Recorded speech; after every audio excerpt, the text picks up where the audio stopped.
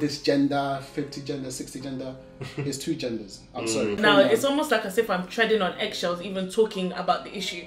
It can be so uncomfortable. Hello, hi! Hello, hi. Would you pray for a stranger? The reason why I'm saying this... Would you pray for a stranger? Just because you're confused doesn't mean that I have to take on that confusion. If you call me confused when I come into the hospital, I'm immediately angry with you. And the thing about it is that...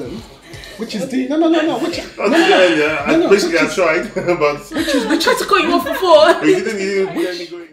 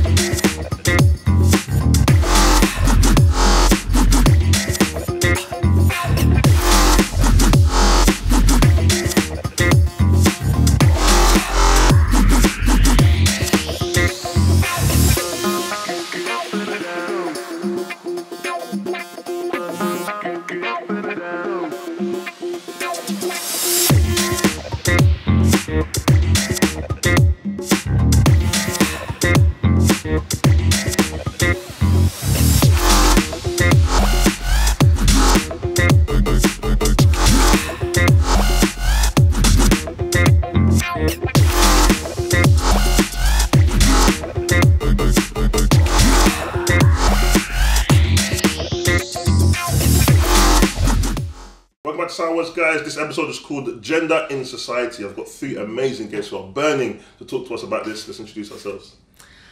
Hi, my name is Tori. I'm a vlogger and I talk a lot. Hi, my name is Taiwo, or some call me Uncle T. Just a normal guy with an opinion. Nice. Hi, my name is Hannah. I go to Covenant of God Parish and I'm a scientist. So when it comes to gender in society in 2018, there are many different ways in which people identify themselves. And I've got a few here. And this is a bit about gender, but also about sexuality as well. So we've got heterosexual, homosexual, lesbian, bisexual, pansexual, bi-curious, polysexual, monosexual, allosexual, androsexual, I hope I'm pronouncing this one right, gynosexual, questioning, asexual, demisexual, grey asexual, peri-orientated, very orientated, and so on and so forth. Mm-hmm. Hannah, as Christians, what should our disposition be towards all these different kinds of ways people identify themselves in their gender and sexuality? I think as Christians, we should take it from an identity perspective.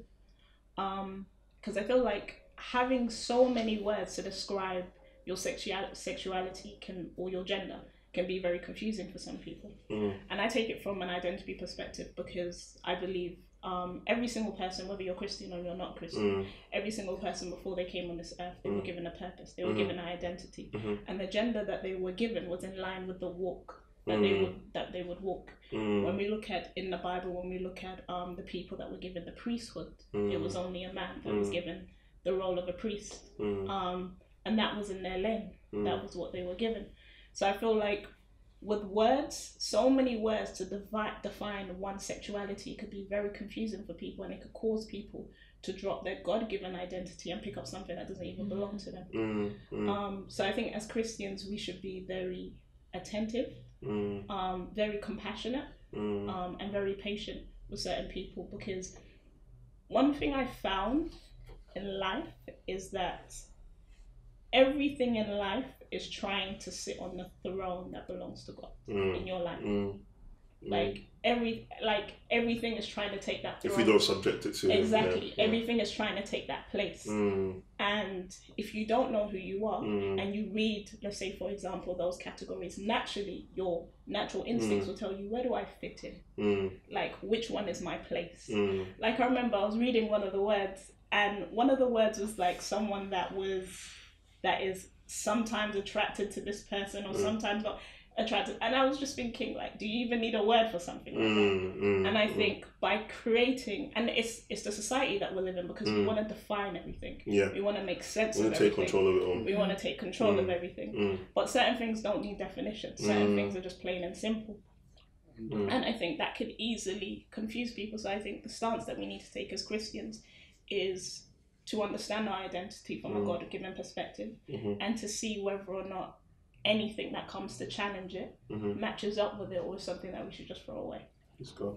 And Tyra, like, I find it interesting because somebody could be watching this now, 5 minutes in, thinking, oh, the Christians have come again with their thoughts on gender, their thoughts on sexuality, and so on and so forth. And we're not here in a place to try and make anybody feel bad. But we want to put God's perspective on everything that's here. Definitely. And whatever happens in the case, our heart is to do that. What are your thoughts?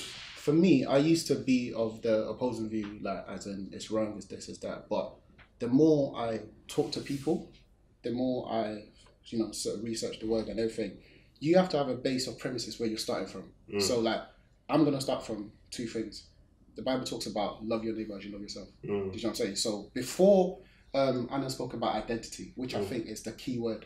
Everyone's just trying to identify themselves. You know what I'm saying? And people are confused. People are confused for many reasons. People are confused because they have problems in the house. They have problems with trying to fit into society. Society is moving so fast with social media, all that stuff. Let's not get into that. But getting back to the basic premise I'm starting from. So first thing I'm starting, love yourself as you love your neighbor. And second thing, there's no condemnation for those that are in Christ. If I'm looking from those two perspectives, regardless of what identity crisis you're having, because there is an identity crisis. When God made Adam, he made Eve. It was simple. There's no, or this gender, 50 gender, 60 gender. It's two genders. I'm sorry. I can still, just because I relate with you or try to understand you and still love you, doesn't mean that I have to dismiss fact. Fact is still facts, whether you choose to not identify it or not. You know what I'm saying? Just because you're confused doesn't mean that I have to take on that confusion. What about when they say things? What when people say things that I don't feel like I'm in this gender? And then going back to loving your neighbor as you love yourself. Do you know what I'm saying? Yeah, you don't feel like that. Do you know what I'm saying? You don't feel like this gender. You don't feel like a male. You don't feel. But I have to relate with you as a person first before we can deal with that. Well, whether you want to, because this is the thing. This is the thing I found in society. Like, when you start labeling something, it's hard to get out of that label. Do you know what I'm saying? And oftentimes it's people will then get to the stage of, this is just the way I am. Do you know what I'm saying? This is who I am. This is what I am. And like when you go online, we have this thing where we like to self-diagnose. One of the things that doctors say is, don't self-diagnose yourself. Wow. Like, say for example, you get a little bruise or you see like a lump on your hand, you go into Google, you start researching, but you spend like over 9 hours, you start thinking you have cancer. Skin cancer. All type of stuff. And then the doctor tells you, it's just a little blister. Do you know what I'm saying? And I think the problem with when you start having all these categories, people just self-diagnose themselves, and then it becomes self-fulfilling because it's like, oh well, I like boys. So now even let me take this away from like all of this for a minute. Like, is it Napoleon or one of them said, the person who says I can't and the person who says I can't are both right. Do you know what I'm saying? The moment you say to yourself, I can do this, your mind starts to think, how can I? The moment you say, I can't do this, apparently it's proven psychologically, like, your mind shuts off. Do you know what I'm saying? So if you go and look at all this list and say, yeah, maybe sometimes I like, you know, there was this uncle, I was getting vibration between my legs. Why are you using that voice? But you start to try to put yourself, and then you start to fulfill that. You start to fulfill that, and then you then propel this confusion of, oh, this is who I am. And then you start to dress a certain way. But the society, the problem I find with this society is people trying to impose other people's confusion onto people that are like onto facts. So for example, there's this thing of, if you want to identify as a female and you are clearly a male, eyes can see, do you know what I'm saying, that you are a male, and you tell me I must now, bro, I'm sorry, my eyes work. You know what I'm saying? I have 2020 vision. This is, and then you now want to crucify, you now want to impose that I must address. That's where for me, I now be like, okay, I'm not going to take part of your confusion, but when you're ready to be loved and when you're ready to be respected and, you know, like you show me the same respect, then we'll have a conversation. And I think that's what it is. It's about having a conversation. I think a lot of people go in there with the wrong mentality of, let me deal with the problem. You've made a lot of assumptions from just saying that. First, you've assumed it's a problem. So whatever the person even has to say, they don't even want to hear it because that's why it's a problem. It's a problem. And I think the problem, so I can use the word, with what most Christians have done in the past is they've laboured the problem, they've diagnosed it, and they've now made themselves judge, jury, and executioner. Abby, do you know what I'm saying? Oh, you are this, you have a problem. I must now go to work. And you will spend years butting head. And it could just be a situation of like daddy issues, or like some males grow up with just around females. So they act a bit more feminine. Now society would then turn around and say, you must be gay because you have feminine traits. Or you cry, you must be a gay. And then you start hearing it so often, maybe me too. Maybe I like a bit of, like to juggle a bit of something, do you know what I mean? Which is not true. And going back to identity, so I can go on. No. We're gonna come back. We're gonna come back to that point of identity. I do think it's important. I think it's important to discuss there. I mean, I think I really want to stay on that point you said about when someone else is sort of, say they're male or their particular gender and they don't want to be identified by that, they want to identify elsewhere. Tori, how do you think that if you see a man and he wants to be identified as a woman, as a Christian, do you think that we ought to listen to what he says and follow his rules? Or do we go and say, I know the Lord has called you as a man, I'm not going to support your ideas by calling you a female name?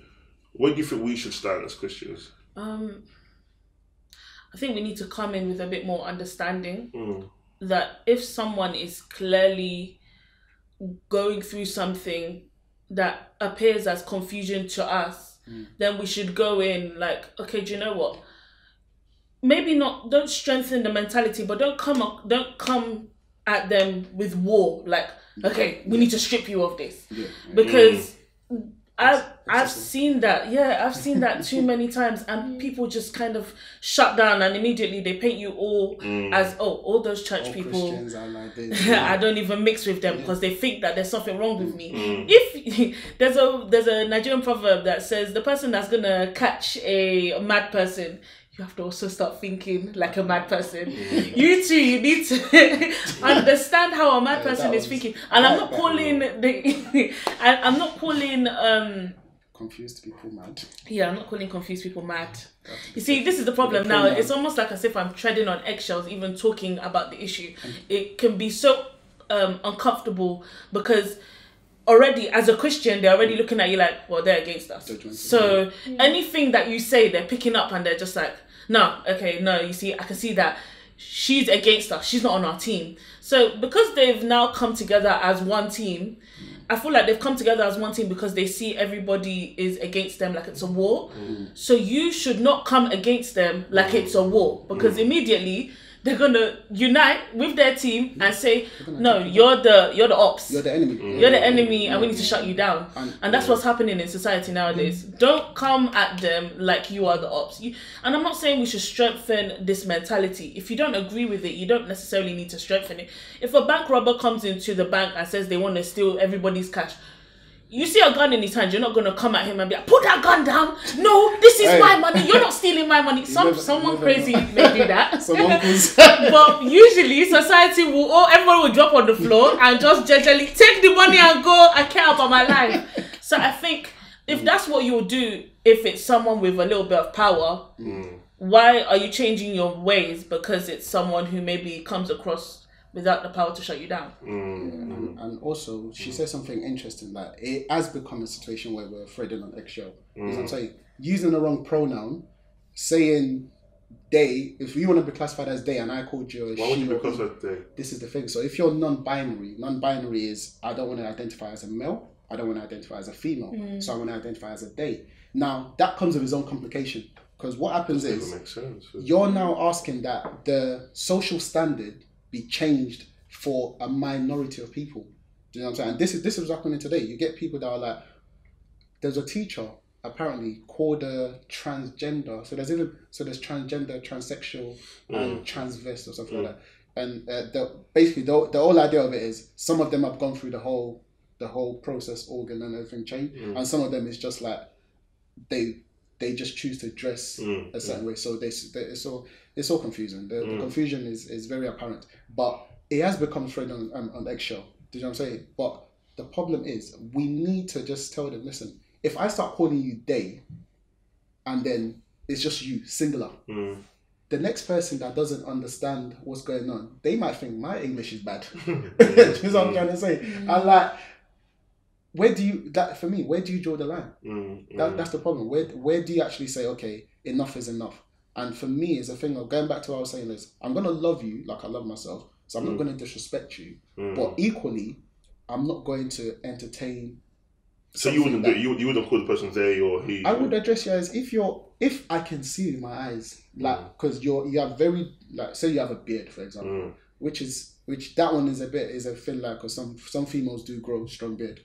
It's in some culture, and so you will see other features that says this is a male, this is a female, because these are the social standards that we've had to go by over time, and this is something that we live by. So I'm gonna have to address you by what I see you as. Do you know what I'm saying? If you then turn around and say, oh, then I'll say, let's have a conversation. Do you know what I'm saying? Why do you feel like I have to call you they?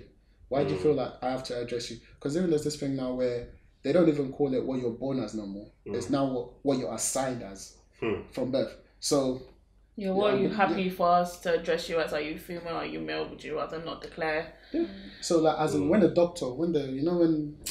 back in the days, you take the baby, you smack the bone, it cries, you say it's a male, it's a female. Now they saying that when they, like, I say they, so this is confusing because it's like when people that are in that world, when they're talking about their birth, they talk of it as this is what I was assigned as. So they don't even recognize biology no more. I think, like, one thing you've also got to understand as well is that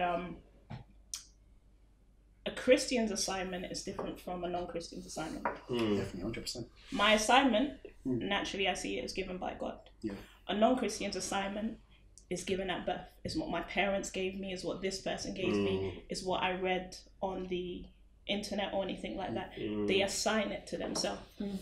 And I think that takes a bit of an understanding, because you can't compare how we would see things to how they will see things.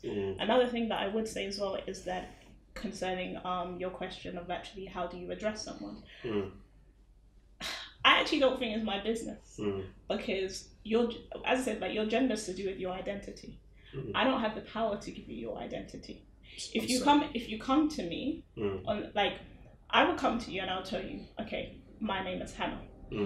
I was given that by God, and that was, I believe your name is part of your purpose, it's part of your identity, it's part of your assignment, and that was what I was given me. That was what was given to me. You don't know. Your parents are believers. But you don't know. You don't know any different besides what I told you my identity is. The responsibility is now on the person to understand his own identity.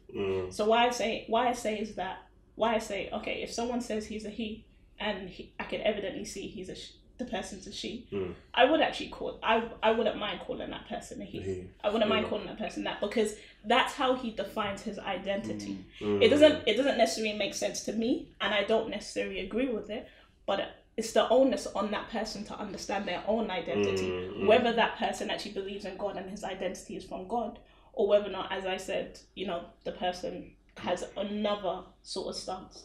So I don't think it's my responsibility. It's the responsibility of the person that owns. That's why I said from the beginning we're given, as Christians, and this is from a Christian stance and how I feel Christians should take it.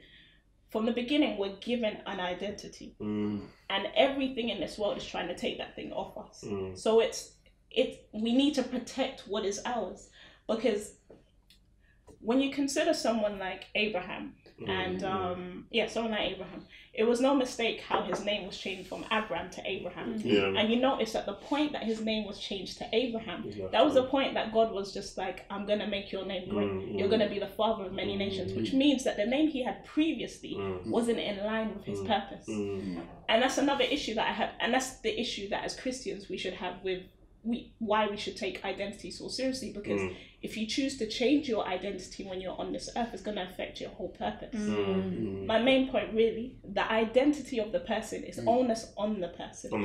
As a Christian perspective, yes, it's our duty to pray for the person. Yes, it's our duty to counsel the person. Yes, if it's within our capacity to do so, because it's not every Tom, Dick and Harry you could do it for. As much as it's within our capacity to do for, yes, we should pray for them. Yes, we should speak to them. Yes, we should be understanding. But we shouldn't have an issue. Not that we shouldn't have an issue, but we shouldn't, from first point of view, challenge the identity that they have given themselves. Fair enough. Can I? Sorry. You said a lot of stuff. I wanted to interject earlier. I find that the problem, which is the basically I tried, but I tried to cut you off before. you didn't get me going. No. Because what I find is it's like we as people, most of us anyway, we have this thing where it's not my responsibility. It's not my. I hope you listen to what I said. I heard what you said. Let me land. Identity is an individual's responsibility. Let me land. No problem. Listen, let me land. I heard everything you said, but you got to understand, there's this I find from observation, and even myself, there's this notion of it's not my responsibility to address the issue, to address in terms of identity. No, but we're talking about gender here. Do you know what I'm saying? Which is a form of it. Which is part of your identity. Changing your name, changing your hairstyle, it's all part of identity. Do you know what I'm saying? Now, if you turn around, like say for example, I do this, like my nephew, I got a lot of nephews and nieces, okay? If I see my nephew sagging his trousers, sagging is basically like, you can see his old boxers and thing. First, I will slap his bum. Secondly, I will ask him, why are you doing that? Do you know what I'm saying? Because what's happening is a lot of people have taken on identity that they don't even understand. Do you know what I'm saying? Now, if I then turn around and say, it's not my responsibility. It's not. Do you know what I'm saying? That means that is your responsibility. You will take that as your responsibility. No. But wait. I'm trying to, because remember, my premises is love your neighbours as you love yourself. So but that's your family. Wait, but this is the problem. Will you smack a random person's mom and be like, what are you doing? Let me land. No, I'm not saying I'll stop. Okay, let him land. What I'm trying to say is, let him land. From observation, what I've seen is a lot of people have kind of just like, it's not my responsibility until it becomes a law. Now, hear what I'm saying? Let's talk about the controversial topic. Yeah. Gay marriage. Do you know what I'm saying? If some people leave them alone, if they want to, just let them. Do you know what I'm saying? Until now, gays are asking, like literally, they want. I think they passed a law. They can get married in churches now. Do you know what I'm saying? Now is the church problem. Why? Because that is clearly an abomination in the church. Do you know what I'm saying? Now, had someone say, do you know what? Yeah, what you're doing over there is over there. But had someone spoken sooner during the stage of it's not marriage, because you see it, it's like, it's your identity, it's what you choose to identify. It's cool. If you had spoken to somebody at that stage, or Christians are gathered at the early stage of, okay, do you know what is wrong, is this, and explain to them what is the meaning of marriage, then you wouldn't be seeking to get married in church. Because I don't even want to get into that topic, but the point I'm trying to make is sometimes when we don't speak out at the early stage and we just kind of, it's your own prerogative. Yeah. We're forced to speak out when it's too late. Us. No, when it's too late. Not that when it affects us. Because now what's happening is gender pronoun is a real thing. Gender pronoun is a real thing. It's not a thing of, it's not my responsibility no more. Whether you know it or not, if you're in a workplace setting and you address someone the wrong pronoun that they have not chosen to be addressed, you can potentially lose your job. Okay. Now, had you gone to the early stage where, do you know, someone come to you and say, oh, I want to be identified, a male say, I want to be identified as a female. I'd be like, bro, you are, I even say me, I say, bro, you are clearly a male. Why do you feel that you need to I guess her point is you got to make he's made his identity. No, but this, I have to accept his identity. If I'm going to do anything about it, I don't have to accept it. No, but I have to understand it. My point. Basically, you sort of misunderstood what I said, because I said two things. I said one, yes. It doesn't. There's two things. I'm still trying to interject you. There's two things that I said. I think I said it's not my responsibility. That's not my business. That's one thing I said. Yeah. But I also said as a Christian, it's also our responsibility to do X, Y, and Z to ensure that person. No, that was a point I wanted to make on, which is good. So no. So basically, would you pray for a stranger? What I'm saying. Would you pray for a stranger? Hello, hi. Hello, hi. Would you pray for a stranger? The reason why I'm saying this. Would you pray for a stranger? Yes, I will pray for a stranger. That you don't know. The reason why. Sis, land. Sorry, carry on. The reason why I'm saying this as well is because I didn't say it's not my responsibility across the board. I said let's even talk about a stranger, because you added more dynamics to it. Because the reality of it, the way you would address your brother is not the same way you would address your stranger. That's the reality of it. Not that you can't care for someone that is a stranger as you would care for your brother. But the dynamics of when you live with someone to someone you don't know, you will take a different approach because you understand your brother. There's a boundary. It's not my responsibility. It's not a stance. Let her land. Yeah. That's what I'm saying. It's not my responsibility. It's not a stance. Like, it is your responsibility because it becomes a society's responsibility. Because these people. Hannah's not saying. I get Hannah's point. Yeah. She's not saying that we should do nothing about it. But you're saying that if he's changing his identity, it's his identity, and you would work based from the place of where he's at. And you should be on. As I said, you should be understanding on the fact that where we get our identity is not the same way that non-Christians get that identity. Yeah, exactly. Our source is totally different. So their source will be different. That's why I said there's a lack of understanding right now, and that's what's causing the war against one another. It's almost like we're not seeking to understand where this is coming from and where the problem is stemming from. For them, you call it an issue and they're looking at you like, why are you calling me an issue? How dare you? So and we said confused. We've called them confused so many times in this space. If you call me confused when I come into the hospital, I'm immediately angry with you. And the thing about it is that someone mentioned previously, we spoke about there being a difference between perpetual sin and just sin. I don't know. You sinning every now and again, or when I don't know, every now and again. Let's just say it like that. Even when you talk about someone that is in perpetual sin, there are many Christians that are in bondage, because that's essentially what bondage is. Like when you can't stop doing the same thing at the same time. When you can't stop doing the same thing again and again. And the thing about it is, why mention that we cause them confused so many different times? Someone that is sinning in a different aspect and in a different way, do we call them confused? Are they also on the same level? I agree. No. But you can't agree. Because it's based. No. Let's come back to the topic. We're talking about genders here, for example. Yeah? You know what I'm saying? I get where you're going to, but we're deviating off the topic. We're talking about gender. Somebody has chosen to identify as XYZ. Do you know what I'm saying? And they've got a list of options that it's been made up.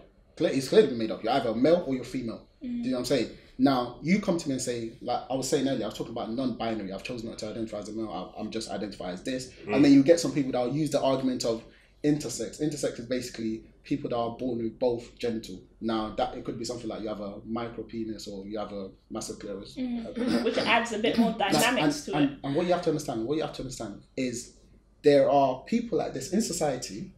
They are a small minority. You're folding your arm. No, I'm listening. They are a small minority. No, they are a small minority, but they are making big wave. So what I'm trying to say, as a church, because now it's become a thing of the church, which you rightly said, the church, not so much against them, but it's the church trying to find ways to stand next to them. But to do that, you need to say, it is my responsibility. It's not just a thing of, we're called to love, we're called to intercede, we're called to, pray for these people. But are we accepting the issue? Is that what you mean? So you're not talking about the church's identity now as well. We're talking about society. So gender in society. Yeah, I get you. So you're not saying how does the church identify itself to stand next to it. Next to them. The church has to address it. Not saying that it's not my responsibility, I'll just pray for you. It's not the way to address it. How do we address it? There you go. You sit down and get to know the individual. My point ultimately is we have to see each other as human beings first. And like myself, I'm guilty of it as well, using they, them, and all that stuff. It causes segregation. And if I can see you as a human being first, love you as God has commanded me to love you as my neighbor, and then it's not my job. And I think this is why I want to say as well to like Christians that I've tried in the past or Christians that are thinking of it. It's not our job to change anybody. Do you know what I'm saying? My job is to tell you about the gospel, tell you about the love of God, tell you about the Holy Spirit, and then let the Holy Spirit do his job. Do you know what I'm saying? Like we just spread the word and let God do the thing. And I find that people try to be the person that are changing a person, and which is almost, it's a selfish love, because then ultimately what you're saying is I change this person. Do you know what I'm saying? So my point, however, I may have made some radical statements, but ultimately I just want to end with that, is I want to just have a conversation, and in that conversation you sharing why you believe you're this way, and I'm sharing a different message that I live by, and seeing if we can find a common ground. And let the Holy Spirit do what it needs to do. And what would you say in closing up? How would you close it? The first thing I would say is that I think the church has a long way to go. The church has a long way to go in, we said a lot of things today in regards to actually understanding them. And it's, this has been something that's been going on for a very long time. It's not the first time that we've heard about maybe relationships of the same sex. It's been going on for a very long time. And the fact that we're still trying to understand them, I think there's a gap that needs to be bridged. But the key thing really is there's a greater identity that is apart from that was given to literally every single person. And I guess as a Christian, I would love to bring people into the light of that identity. But true revelation comes from God, truly. But yeah, just to say there's a greater identity, and we just have a long way to go. But our basis truly as Christians is to love. So if as, a Christian or as an ambassador of Christ, anyone that claims to be a Christian has never showed that, I apologize to people as well, because truly we should have showed that in our actions, in our understanding. But yeah, the main thing is a greater identity for you. That's what I would say. Praise God. Tori, anything? I just want to reinstate the same point. We should constantly show understanding and constantly show love to people, regardless of where they're coming from. Let that not be us and them factor that's constantly dividing us, because the Holy Spirit never sent you on that errand, and you're making Christianity look a certain way. And in all things, just ask for God's guidance. Everybody is looking for some love from everyone, and so if you come trying to fight a war that God never sent you to fight, you will fail woefully. That's really it. Praise God.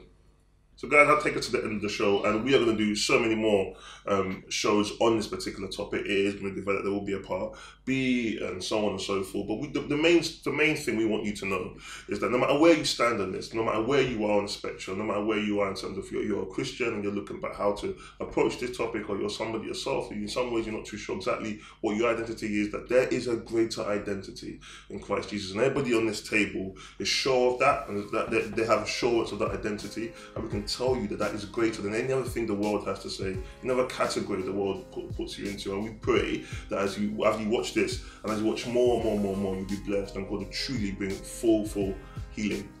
Amen. Actually, nowadays, when I look back on my childhood, I felt sorry for my dad, because I don't think he knew how to be a father.